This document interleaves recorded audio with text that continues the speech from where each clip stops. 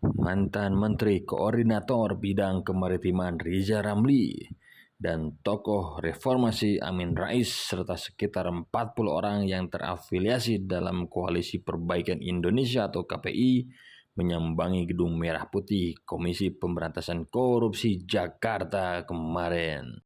Kedatangan mereka untuk membahas kondisi pemberantasan korupsi, kolusi, dan nepotisme di Indonesia saat ini. Riza Ramli mengatakan pihaknya datang ke KPK karena 25 tahun yang lalu mereka berjuang supaya Indonesia terbebas dari KKN. Ternyata hari ini KKN lebih gawat, kata Rizal. Dia mengatakan salah satu faktor utama belum terwujudnya kesejahteraan rakyat adalah praktek KKN yang semakin brutal. Kata Rizal, mereka turut mencantumkan Indeks Persepsi Korupsi Indonesia tahun 2023 yang anjlok dengan skor 34.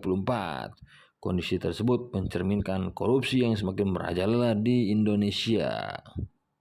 Rizal menilai korupsi di Indonesia di era Presiden Jokowi semakin ganas.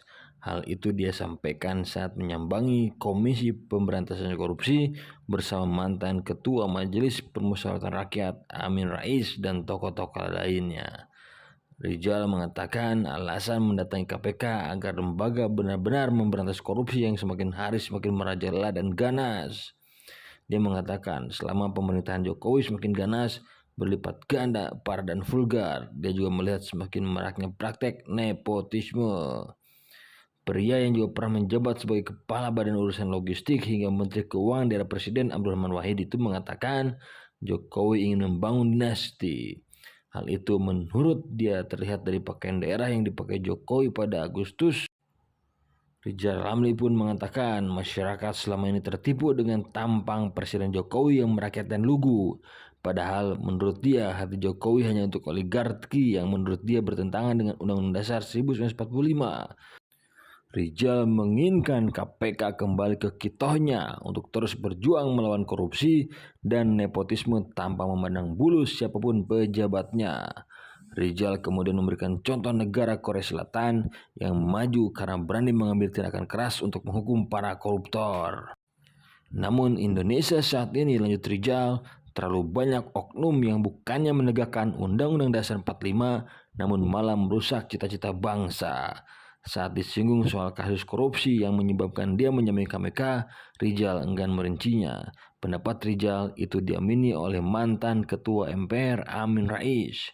Pria yang kini mendirikan Partai Umat tersebut melihat ada tren kenaikan praktek korupsi di era pemerintahan Jokowi. Pemberantasan korupsi di era Presiden Jokowi memang terus dipertanyakan.